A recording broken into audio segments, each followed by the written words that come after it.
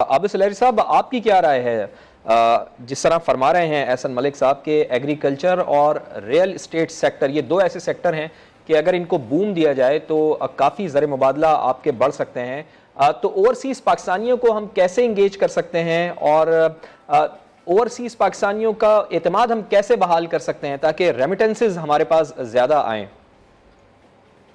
देखिए, ओवरसीज पाकिस्तानी का इत्मीनान बहाल करने के लिए तो रुपए की कदर में इस्तेहकाम और वो जो आपका इंटर बैंक रेट और ओपन मार्केट रेट में डॉलर की कीमत का जो फर्क है, जब तक आप उसको खत्म नहीं करते, ओवरसीज रेमिटर्स जो है वो बैंकिंग चैनल इस्तेमाल नहीं कर रहे होंगे। ये दो तरह की रकम आती है पाकिस्तान में रेमिटेंसेज में। एक होती है जो इन्वेस्टमेंट के लिए आती है, दूसरी होती है जो कि वो अपने घर वालों को या फैमिली मेंबर्स को या चैरिटी के तौर पर भेज रहे होते हैं। अब जो आपकी फैमिली मेंबर्स या चैरिटी वाली जो रेमिटेंस है वो हुंडी और हवाला पे आ रही है, क्योंकि डॉलर जो है ओपन मार्केट में इंटर बैंक से 25-30 रुपए महंगा है, लिहाजा बैंकिंग चैनल उसके लिए इस्तेमाल नहीं हो रहा।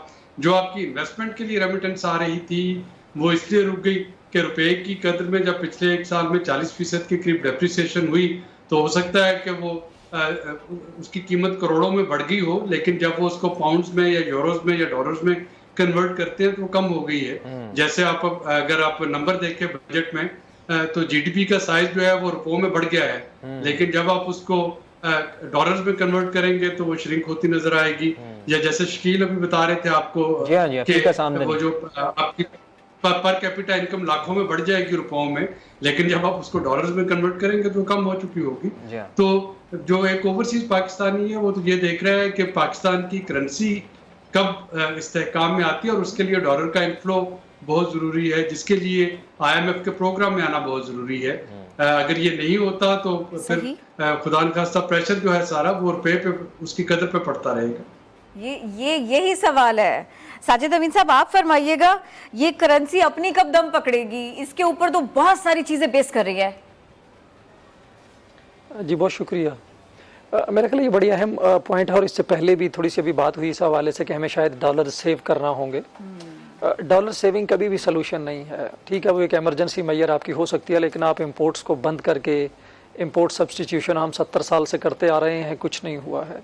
तो डॉलर सेव करने से करेंसी की वैल्यू नहीं बढ़ेगी। आपको एक्सपोर्ट्स बढ़ाना होंगी, आपको फॉरेन डायरेक्ट इन्वेस्टमेंट को अट्रैक्ट करना होगा, फिर जो आपकी जो करेंसी है उसकी वैल्यू बढ़ेगी। लेकिन यहाँ कल जो खासकर जो एक प्रेस कॉन्फ्रेंस हुई है हमारे, जब बजट ये जो सर्वे हो रहा था लॉन्च, तो उसमें मुझे लगता है कि एक बड़ा वरिंग पॉइंट है कि हम आज भी रुपए को मसनूई तौर पे मजबूत रखने को बड़ी अहम कामयाबी और एक पॉलिसी समझते हैं।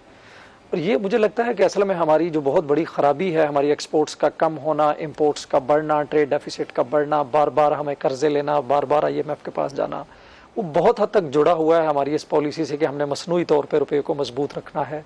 तो ये मेरे नज़दीक कल एक बड़ा वरिंग पॉइंट था कि अगर आज भी हमारा फोकस और कमिटमेंट उसी पे है कि हमने रुपये को मजबूत रखना है, तो वो बड़ा अहम होगा। लेकिन उससे 3 छोटे छोटे पॉइंट हैं जो मैं अभी डिस्कशन हुई उस पर रखना चाहूँगा।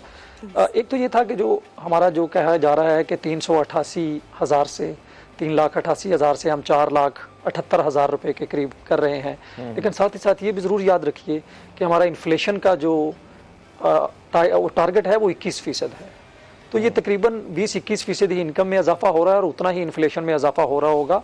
लेकिन साथ ही साथ ये भी ज़रूर याद रखें कि इन्फ्लेशन स्लो होने का मतलब ये नहीं है कि कीमतें कम हो गई हैं। इन्फ्लेशन इसलिए स्लो हो रहा है कि कीमतें चूँकि बहुत पीक पे चली गई हैं ऑलरेडी, तो उनके जो बढ़ने की रफ्तार है वो कम हो रही है, लेकिन महंगाई बढ़ रही है। तो अगले साल भी आम आदमी की जो क़ुव्वत ख़रीद है वो इस साल की निस्बत कम रहेगी। एक तो रोज़गार के मौके कम होंगे, इनकम के मौके कम होंगे, और महंगाई जो है वो बढ़ेगी। तो एक तो ये था मेरा उसमें पॉइंट जो मैं रखना चाह रहा था। एग्रीकल्चर सेक्टर पे बात हुई, ये मुझे लगता है बहुत ही अहम और बहुत ही एक अगले 2 से 3 साल के लिए पाकिस्तान के अंदर अगर कोई एक सेक्टर जिस पे मेन फोकस होना चाहिए इकनॉमिक एक्टिविटी को जनरेट करने के लिए, तो वो एग्रीकल्चर होगा। क्योंकि जो ही आप टेक्सटाइल पे, मैन्युफैक्चरिंग पे या जो हमारे कन्वेंशनल सेक्टर्स हैं उन पे जाएंगे, तो आपका जो एक्सटर्नल अकाउंट है जिसको आप दुरुस्त करने की कोशिश कर रहे हैं वो ख़राब होना शुरू हो जाएगा, क्योंकि उनकी जो तमाम इनपुट्स हैं वो इम्पोर्टेड हैं। तो ऐसी सूरत में जो एग्रीकल्चर का सेक्टर है ये बड़ा अहम होगा कि गवर्नमेंट इस बजट में क्या लेके उसमें आती है। और मेरा फाइनल पॉइंट इस पे है कि गो के ये कहा जा रहा है कि बहुत महदूद है हमारे पास मौके आम आदमी को रिलीफ देने के, लेकिन गवर्नमेंट को हर मुमकिन ये कोशिश करनी चाहिए कि आम आदमी को जहाँ पे भी मैक्सिमम रिलीफ दिया जा सके वो दिया जाए, क्योंकि जैसे मैंने कहा वो 2-3 तरह से पिस रहा है। जॉब्स कम होंगी, इनकम के मौके कम होंगे, आमदनी कम होगी और महंगाई बढ़ेगी। तो इन सारी चीज़ों में जो गरीब आदमी है वो बहुत बुरी तरह से पिस रहा होगा। तो बजट में हमें बहुत ज़्यादा फोकस करने की जरूरत है। चलिए जी, पॉइंट आ गया आपका। आपने कहा कि आम आदमी को रिलीफ देना चाहिए हुकूमत को, लेकिन सवाल तो यही है ना अंजुम निसार साहब कि असल चीज़ तो यही है कि जब खसारे का बजट होगा, आमदनी आपकी कम होगी, खर्चा आपका ज़्यादा होगा, तो फिर इस खसारे को पूरा करने के लिए कर्ज लेना होगा। और जब तक बजट खसारा दूर नहीं होगा तो उस वक्त तक एक आम आदमी को रिलीफ कैसे दिया जा सकता है अंजुम निसार साहब? देखिए जी, रिलीफ तो जब दिया जाएगा जब आपके किटी में कुछ होगा। गुजारिश ये है कि हम लोन लेने में ज़्यादा दिलचस्पी रखते हैं, हम अपने घर को इन ऑर्डर नहीं करते। अब देखें कि आपकी जो स्टेट ओन्ड एंटरप्राइजेज हैं, ये सालाना आपको 800 अरब रुपए का खसारा है। ये अगर हम इस पे काबू कर लें और अगर ये चीज़ें प्राइवेटाइज हो जाएं तो यकीन माने एक बहुत बड़ी ग्रोथ इन सेक्टर्स में हो सकती है। क्योंकि हम इनको प्राइवेटाइज नहीं कर रहे और ये लॉसेस कॉन्टिन्यूसली बेयर किए जा रहे हैं, एक तो ये है। और दूसरा ये सर्कुलर डेट आपके सामने है। हर साल 500 अरब रुपए का सर्कुलर डेट हम जो है इलेक्ट्रिसिटी में जनरेट करते हैं। बिजली की चोरी हम नहीं रोकते और सिर्फ हमारा जो मेन फोकस है बिजली की प्राइस बढ़ाने पे है। चीज़ों को दुरुस्त करना, इन ऑर्डर करना शायद हमारा कभी भी ये टारगेट नहीं रहा, जिस वजह से मैं समझता हूँ कि आप जितने मर्जी कर्जे ले लें, आप अल्टीमेटली वहीं के वहीं होंगे। फिर हमने जो माजी में जो IPPs के जो कॉन्ट्रैक्ट किए हैं, अगर उसको स्क्रूटनाइज किया जाए तो यकीन माने आपको बहुत बड़ी सपोर्ट मिल सकती है। बहुत जो हाई प्राइसेस हैं आपकी IPPs की, जिसमें मैं इतनी नेगेटिव बात नहीं करना चाहता, लेकिन जो रेट्स दिए गए हैं और जिस तरह इसमें इन्फ्लेशन करके जो अल्टीमेटली जो बोझ डाला गया है पब्लिक पे, वो आज सारी दुनिया में देखें। मैं रिसेंटली बांग्लादेश से आया हूँ, उनके पास कोई हाइडल सेटअप नहीं है। उनके पास या फर्नेस ऑयल से बिजली जनरेट कर रहे हैं, या वो रिन्यूएबल से कर रहे हैं, और या न्यूक्लियर से कर रहे हैं, या चौथा कोल से कर रहे हैं। उनकी बिजली हमसे सस्ती है और वजह यह है कि वो 8-9 सेंट पे बिजली दे रहे हैं। आज आपके यहाँ 20-22 सेंट पे आप बिजली दे रहे हो। जब आपकी इनपुट कॉस्ट इतनी ज़्यादा होगी, आप दुनिया के साथ किस तरह मुकाबला करेंगे? आप अपने सनतकार की जेब में 10 किलो का बाट डाल के उसको कहें कि दुनिया के साथ भागें, he can not follow, he can not compete with the rest of the world.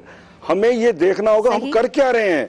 और जो देखें माजी में भी जो 1994 में आपके जो पावर प्रोजेक्ट्स लगे थे, उनको भी हमने रिन्यू कर दिया, उनको भी रिवैलिड कर दिया। एक तरफ आप कैपेसिटी चार्जेस दे रहे हैं और दूसरी तरफ वो जो आपके पावर प्रोजेक्ट्स थे जो इनएफिशिएंट हो चुके होंगे वक्त के साथ साथ, क्योंकि एफिशिएंसी अब डेफिनेटली इंप्रूव हो रही है, हमने उनके मुआहदे भी दोबारा रिन्यू कर दिए। तो इस किस्म की अगर हम गलतियां करते रहेंगे, हमारी इकोनॉमी किस तरह बेहतर होगी? आप इसे गलती से ताबीर करते हैं। साथ रहिए सर। गलती नहीं है, this is a black hole for Pakistan economy ji. Unless these are being addressed, हमारे मामला ठीक नहीं होंगे। ये कैसे जो कहते हैं ना कि आइंदा ठीक कर लेंगे, जो गलतियां हम कर रहे हैं उसकी करेक्शन जरूरी है। गलतियों की करेक्शन अदरवाइज आप जरूरी है। इस मुल्क में इंडस्ट्रियलाइजेशन नहीं कर पाएंगे।